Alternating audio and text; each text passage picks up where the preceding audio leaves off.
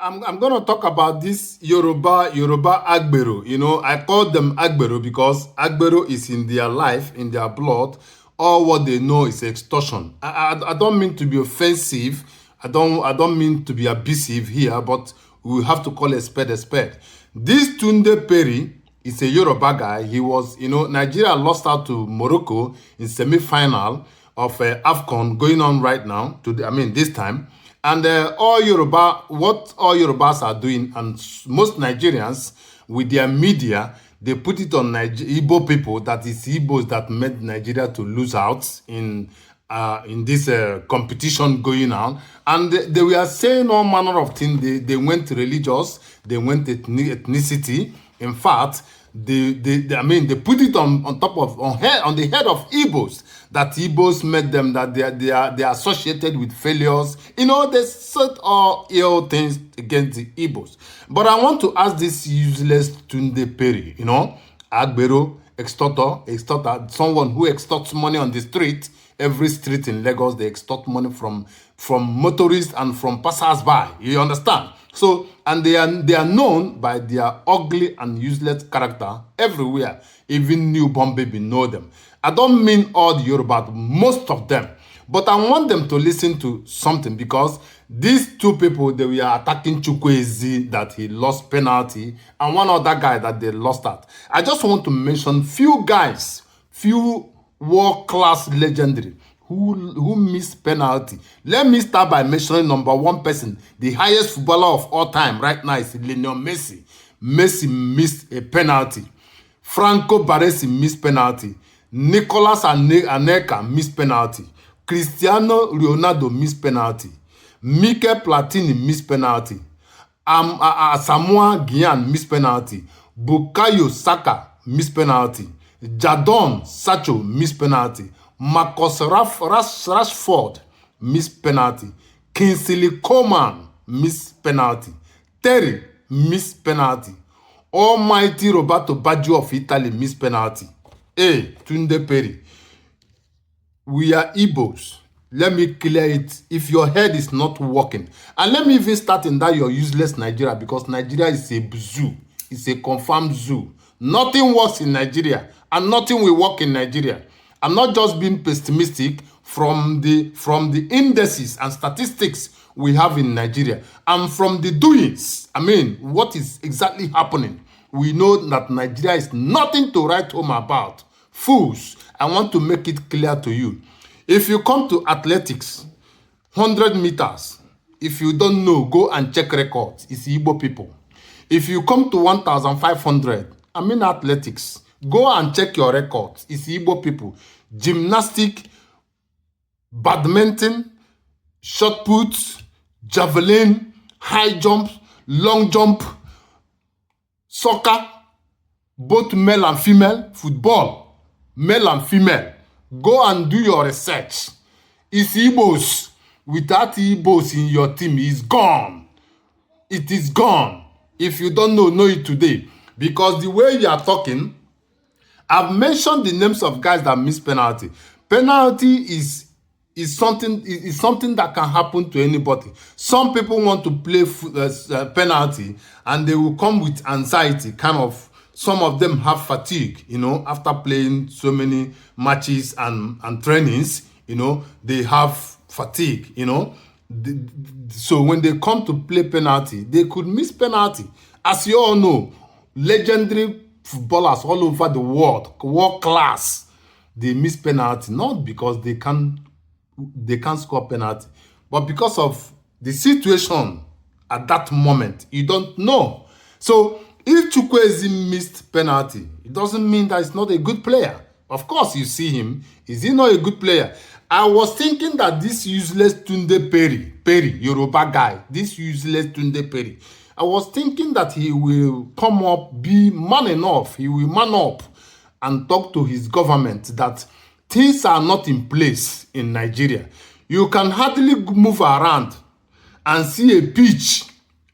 Pitch. When I'm talking about pitch, I'm not talking red sand pitch. I'm talking about well-arranged pitch for training for children of 6 years, 5 to 6 years to 12 years.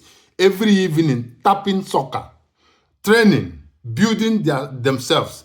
Can you see any of such in Nigeria? If not for some of them that have academy, that can afford it. I mean, generally, poor people, children, general, everybody. I mean, everybody. From the schools, they go and play soccer. Nigeria should be ashamed of herself. I'm saying it with all alacrity. Nigeria should be ashamed. Do you know why? Nigeria has 36 states. Nigeria couldn't even produce 22 players from 22 states.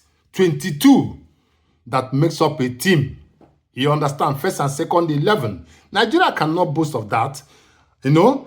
Nigeria that has population of over 300 million cannot produce 22 players, 22 boys. 22 boys. Is that not a shameful thing? Ordinary people with 30. Look at Ghana, 30-something million. Look at Cameroon. Look at South Africa. Look at all of them with few millions, and they are going to World Cup. Nigeria couldn't go to World Cup. Do you understand? They can't. And one thing you should know is that Nigeria is bleeding. There is no peace in Nigeria. Until there is peace in Nigeria, people will be happy to represent their country. People will be proud to say that I am a Nigerian. You don't come during a competition, you go to Europe where they have already trained them, make their life better. You just go to England, you pick Iwobi. You go to Europe, you pick Lukman. Then you come to Europe, you pick, what's it called? This guy, what's his name again? Number 9, Osimhen. Then you move around, you pick some other guys that are playing in a better pitch, living a better life. Is there light electricity in Nigeria? There is no electricity. You people are coming out to talk. Chukwueze missed penalty and it becomes a news. Chukwueze that is not even compared to world class, let's say it like that. And all of them in that Super Eagles team, they are not even world class. You understand? Yes. You want to compare this team with 1996? All Igbo people won World Cup, 1996, 2021 World Cup. I mean, Okocha in the likes of Okocha, Daniel Omokachi, Finidi, Olise. I'm talking about Uche Okechukwu. I'm talking about Ben Iro. I'm talking about Amunike. I'm talking about Guavon. I'm talking about these guys that are world class. They won it because they were prepared. You understand? Nigeria has to start from grassroots and groom people, groom children from 6 years, 7 years, 10 years, boys and girls. When you groom them, you fix them, and you make sure that they win competitions. Not when a player has an injury, you abandon him. When a player is sick, you dump him. When you don't look after your player, a good player that has injury or that is sick, tomorrow you want to bring him to come and play World Cup, qualifying for you. You see where you guys got it wrong. This is the time you need to start to train for next World Cup. Since you people missed this one, start to train 14 years, 15 years, 16 years boys. Against that time, you don't want to do it. You want to enjoy a finished job.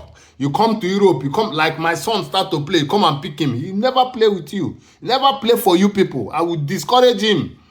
Because if he has an injury, you cannot look after him. Yes, now I'm training him, spending my money, spending my time.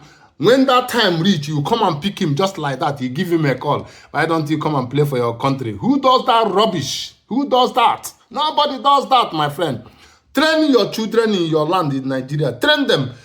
Have a pitch around. Let them train after school. Have swimming place. Let them swim. Everything should be intact. Not stealing the money from taxpayers' purse. And tomorrow, when they miss a match, you can start yelling. That doesn't work. It doesn't work like that. So for this Tunde Perry, this Yoruba guy, you want to use it to do politics 2027. Tinubu will never win 2027 unless they didn't do right election. He can snatch it, then he win. But people cannot go and cast their vote and Tinubu will win over their dead body. It's not possible. I bet my life, if they go to electoral post to vote, Tinubu will never win unless he steals seats the way he used to steal. That That's all I got for you, Yoruba. Bye bye.